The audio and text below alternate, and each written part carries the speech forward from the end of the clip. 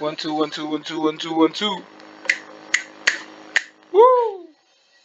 Hello guys and welcome back to this one. So today we're going to be looking at the complexity and we're going to be saying each that's HQ push operation is O of n and each HQ pop operation is O of log n. So that's how heaps work. They work by receiving your value and using log n time to rearrange it into space. So whenever we receive a 3, we receive a 2 and we pop it into a heap and it needs rearrangement. This is the complexity for that. We now go ahead to say for each element you do at most 2 pushes and 2 pops when rebalancing. So rebalancing is this guy over here.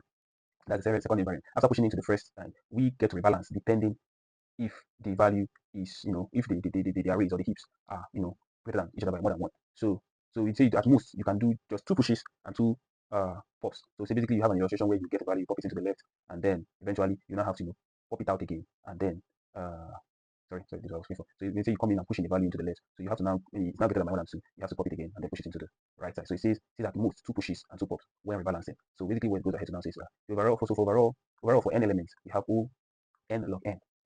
Right. So how do we have n log n? So because of with every value that comes in, which is n.